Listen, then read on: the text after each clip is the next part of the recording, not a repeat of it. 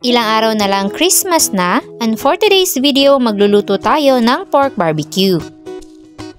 Hindi may kakaila na mahilig tayo mga Pinoy sa ganitong pagkain.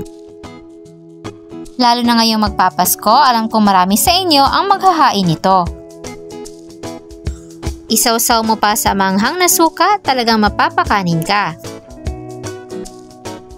Sa ingredients naman ay kailangan natin ng pork. Ang pinakamagandang part ng pork na pwede nyo gamitin sa mga barbecue ay yung pork kasim. I-slice nyo lang ng maliliit at maninipis. Then i-marinate natin sa 1/4 cup ng toyo, 1 tablespoon ng calamansi juice, 2 tablespoon ng banana ketchup, at 1/2 cup ng lemon soda.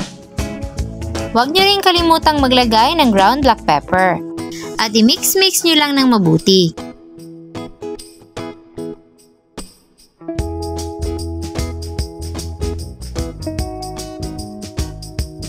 I-marinate lang natin to sa loob ng 1 up to 4 hours.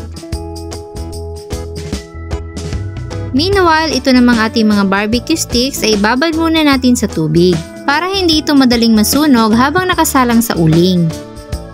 So after 4 hours ng pagmamarinate, pwede na nating ilagay sa skewers yung ating pork.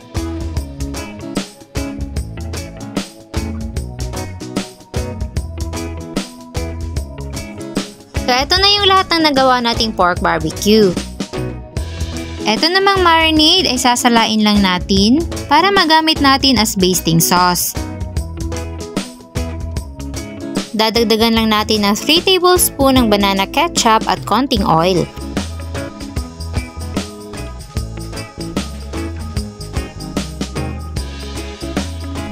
Then, magpe-prepare na tayo dyan ng uling para ready na tayo for grilling. So, isa-isa na nating isalang yung ating mga pork barbecue dito sa ating uling. At papahirin natin yan ng ating ginawang basting sauce.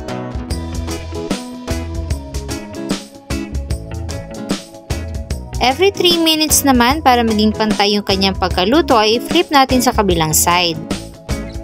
At papahirin din natin to ng ating basting sauce.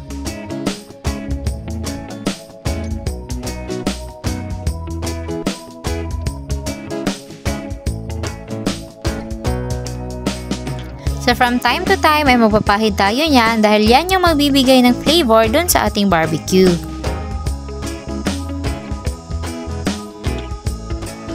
So after 15 to 20 minutes ay pwede na natin kunin yung ating mga pork barbecue.